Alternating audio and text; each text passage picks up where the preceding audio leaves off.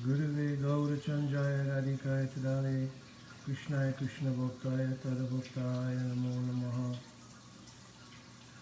Vancha Kalpaturubhescha Kripa Sindhuvevacha Patitanam Pavanebhyo Vaishnavebhyo Namo Namaha Jaya Shri Krishna Chaitanya Prabhu Nityananda Shri Advaita Gadadhara Shivasadi Shri Gaura Bhaktivinoda Hare Krishna Krishna Krishna Hare Hare Hare Rama Rama Rama Hare Hare.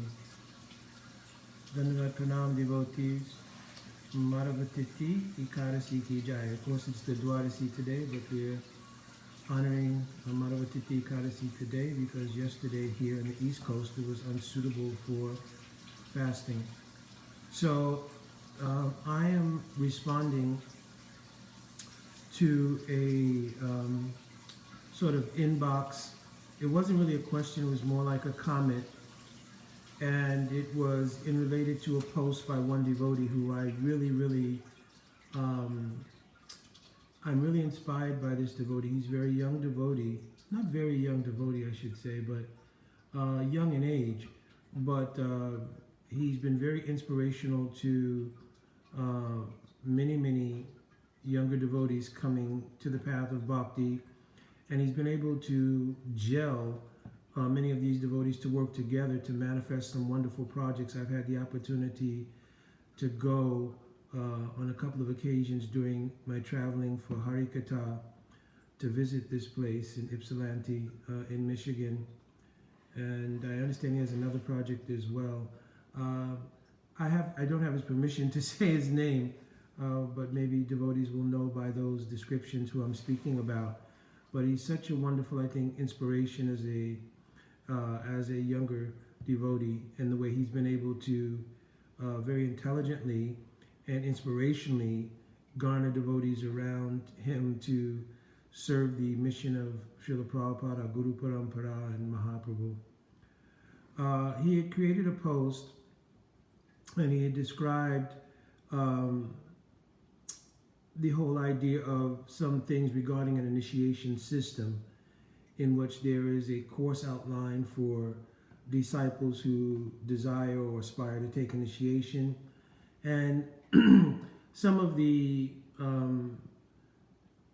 things that came about in his experience as a result of that with people that he sent to that course. Of course, people, when they come to bhakti, then under the inspiration of whomever they have come, they look to that person to give them guidance in taking the next steps. So the next steps, of course, are to come into the association of devotees, begin the process of serving, and then the obvious thing is to find a spiritual master. And I don't know if find a spiritual master is the right word, but put oneself in a position where the Kripa of Bhagavan and Guru come to that disciple. Brahmana Brahmati Konya Bhagavan Jeev Guru Krishna Prasade Bhoy Bhakti Lata Bij. That actually Shri Guru and Krishna, their combined Kripa or mercy is what allows Guru to come into the life of a aspirant. And it's described that Purva Sukriti Sanjate, that previously acquired Sukriti is the sort of fertile ground in the heart of that aspirant that helps to facilitate that. So the combination of previously acquired Sukriti or auspiciousness or piety and the mercy of Krishna and Guru are the combining factors that bring Guru and the aspiring disciple together. So he gave a very nice analysis of, the possible problems with, having a sort of, a more institutional approach to the guru-disciple relationship. And how, perhaps, I'm paraphrasing here, that the organic nature of that connection could be affected by a lot of the institutional imposition. So and it's left some people with not such a good experience, and hence maybe not a desire to move forward in the process of bhakti. And where it's easy to point out that person's perhaps insincerity or something else, that's not always the case. It could genuinely be the lack of inspiration or the divestment of faith that happens when a person becomes uninspired due to institutional impositions. So, our Srila Prabhupada in the Chaitanya Charitamrita, Adi Lila, chapter 1, text 35, in that purport, he quotes Srila Jiva Goswami Pad in the Bhakti Sandarbha, maybe Anuched 200 and something. Srila Jiva Goswami has gone over a sort of matrix of what not to do in approaching the process of initiation.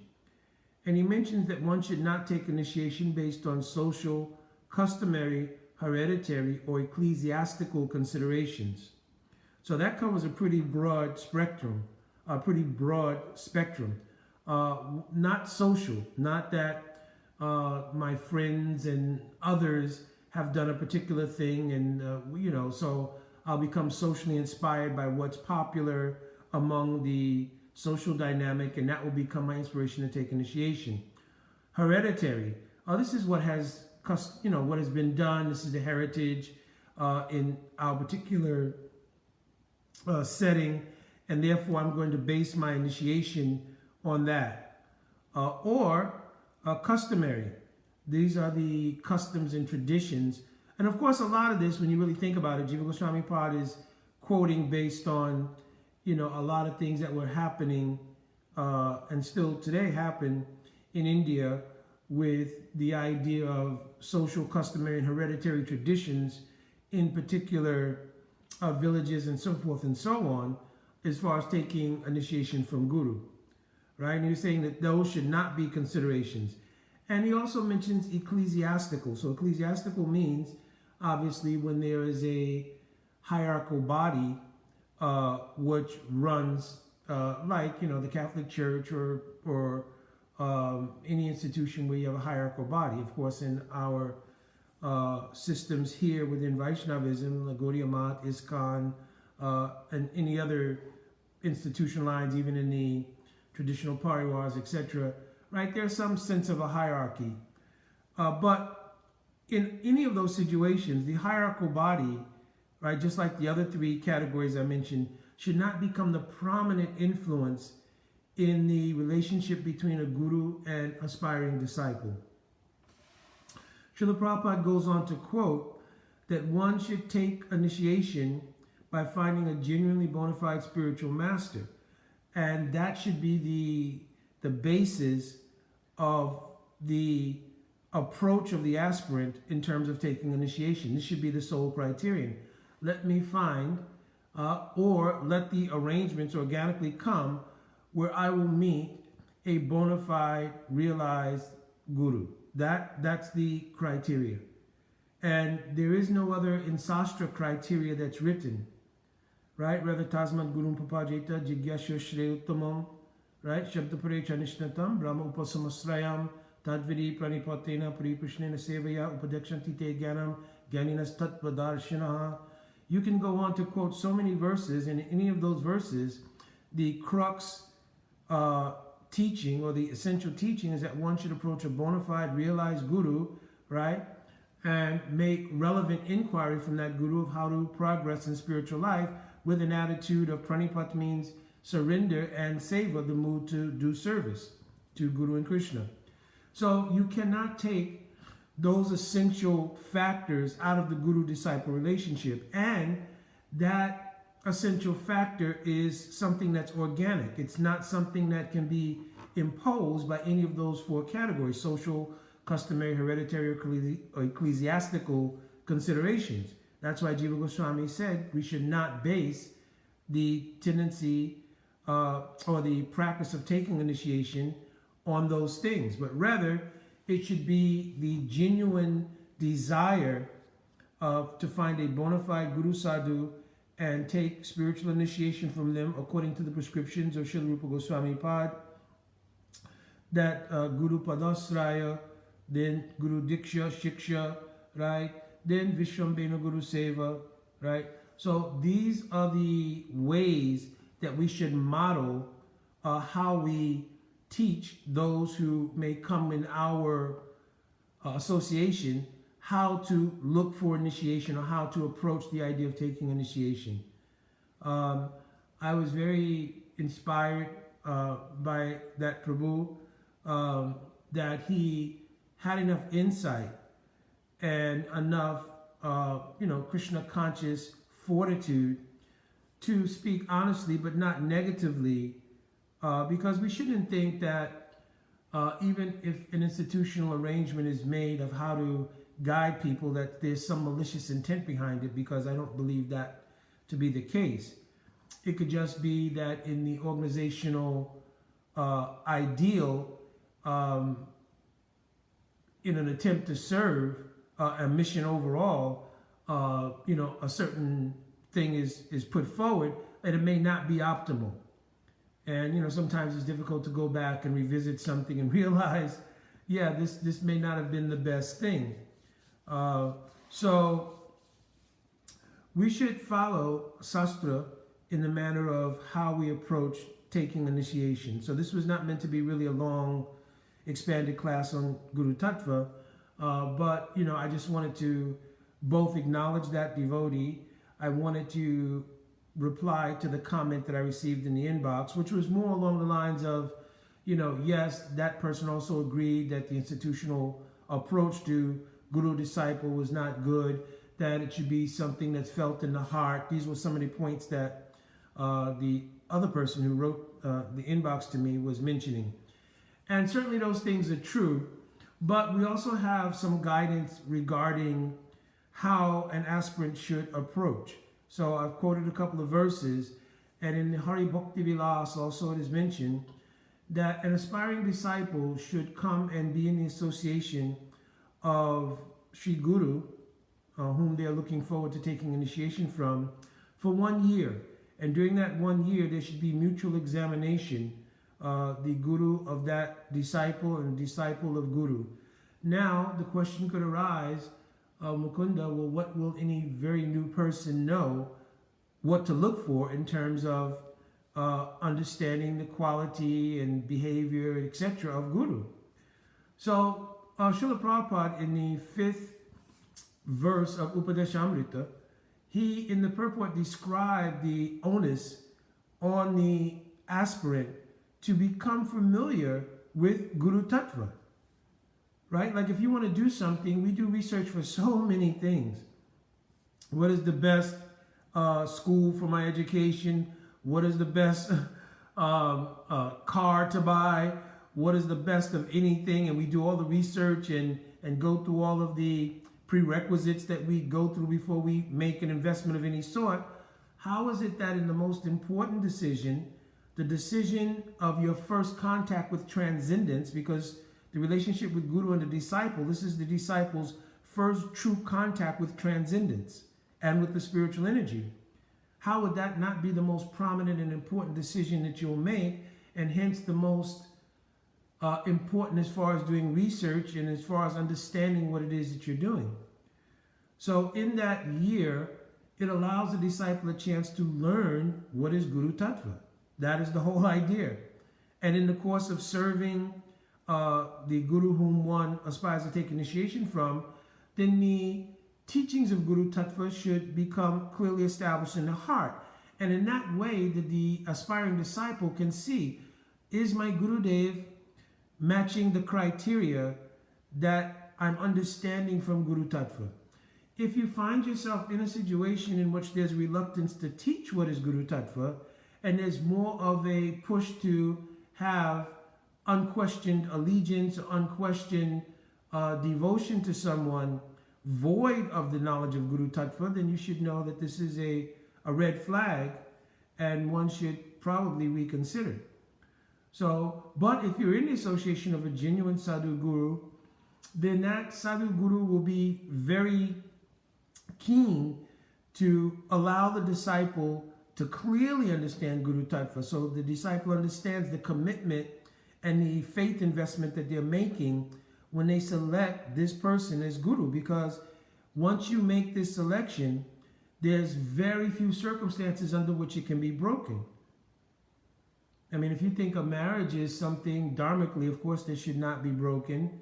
What to speak of the relationship between guru and disciple? So there are very few Mahabharat, Guru api avaliptasya, karima karima gyanata. There are very few circumstances under which the relationship between guru and disciple can be broken, right? One would be, as I mentioned here from Mahabharat, that if the guru is seen to not be acting properly, it doesn't appear to know what should be done and what should not be done. So, other than that, or if the disciple has realization that the person really was not bona fide guru, then, obviously their faith will become hindered, and the natural relationship between guru and disciple is already broken. So it's not a question that, the disciple is breaking the relationship, because faith is the basis of the relationship. And once it is broken, that indicates that the relationship is broken.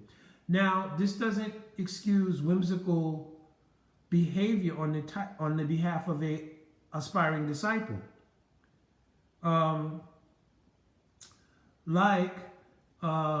You have met bona fide sadhu guru, but then in your lack of maturation, you decide, oh, well, maybe this person is more inspiring or that person is more inspiring, and you decide to just whimsically go from one person to another.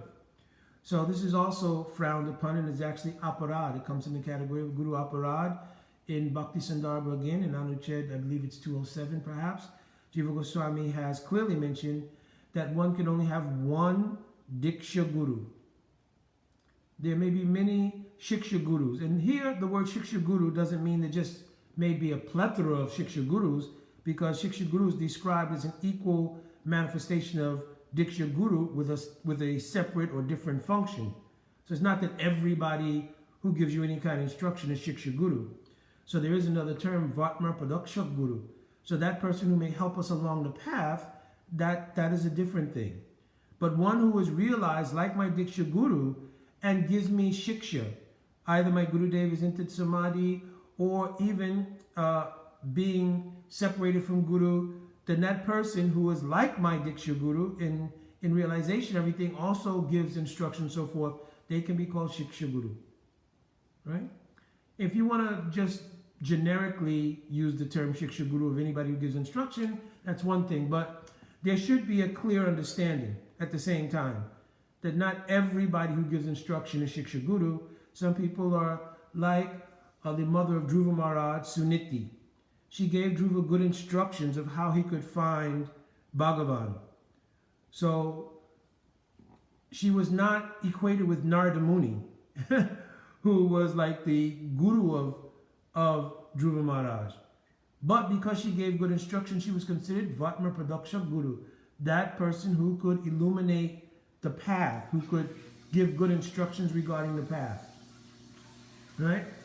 So again, I didn't want this to really be a long thing, but I wanted to get these points across. I wanted to also address the devotee who wrote. I do agree with most of what you said. The only parts that may be a little bit tricky is too much dependence on our own sort of just what we feel.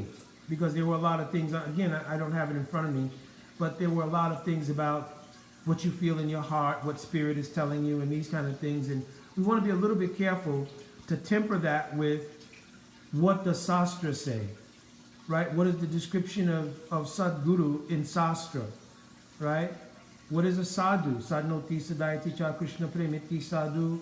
That person who's understood Sadvastu, the eternal reality, to be Krishna prem.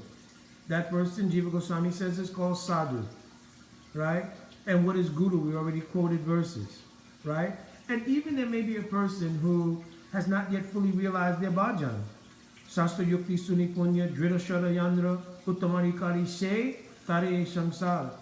Srila Rupa Goswami Pad is written, a person may have uttamarikar in the eligibility for the practice of bhakti. And that person also Taraya Sangsara means they may also help others to be delivered from the cycle of samsara. So sometimes it is seen that, especially when the Guru takes samadhi, perhaps someone may not even be fully realized soul, but Drita Shraddha Yandra, one, their faith is completely fixed, and Sastrayukti Sunipunya, they are completely versed in Sastra, and Sastrayukti means what is the Sastra and what is the meaning of Sastra. And based on that, their faith is firmly fixed, they can help others in the practice. But of course, Srila Prabhupada says that Uttamadhikari or Uttam Bhagavat is the ideal for accepting initiation into Vaishnava Dharma. So Uttam Bhagavat means that person who is a Tattva Darshana, who has realized their own bhajan siddhi, their perfection in bhajan life, and they're mercifully inclined to take you and help you also to reach your perfection. So, you know, we should be clear about these kind of things. A class on Guru Tattva is a whole other thing, as I mentioned many times here. But we should have some idea in order to be clear about what is the guidelines and principles for taking initiation and from whom we should take initiation. Oh wait, somebody's asking a question. Let me see. Who has the luxury to situate one's life?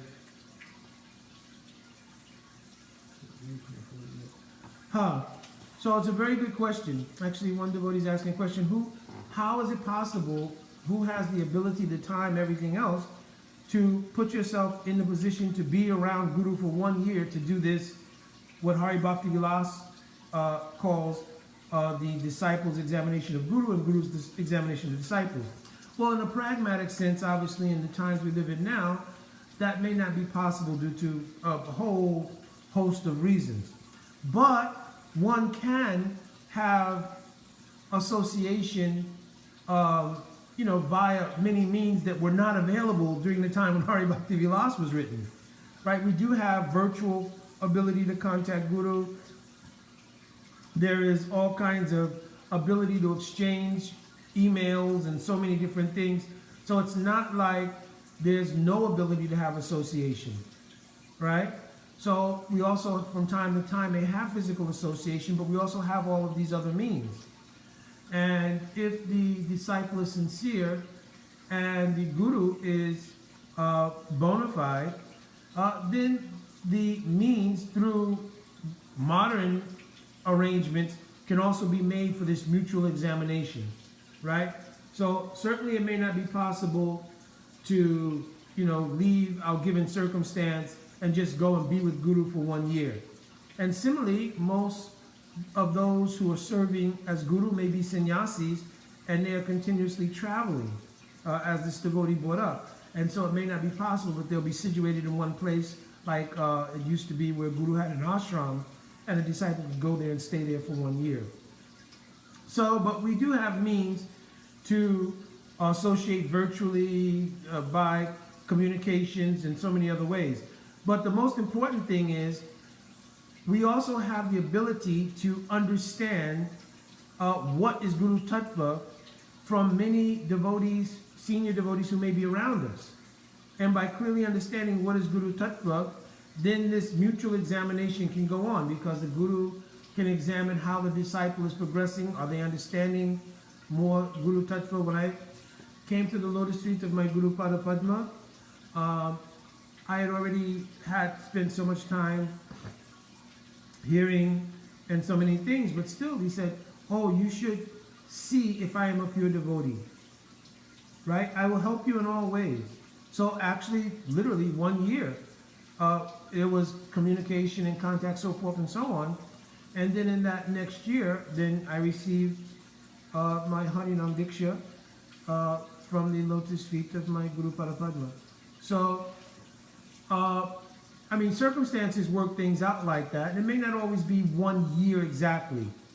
So, it'll be according to the natural evolution of the disciple and the situation in which Guru sees that disciple's evolution and says, yes, they have now been seen to have evolved in their understanding of Guru Tattva, and they know what the commitment is, and they also have some understanding of what is sadhana and sadhya, and they have a basis, they have a foundation, and that then becomes a proper connection point for an aspiring disciple and realized Guru, or as I said, one who is uttamadikar in the practice of bhakti.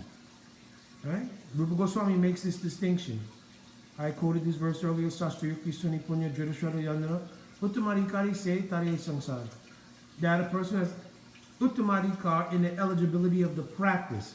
It means they're fixed in their practice. They may not have realized bhajan siddhi, means their own swarup, everything, but they are fixed in the practice, and they are also fixed in all sastra and sastra yukti.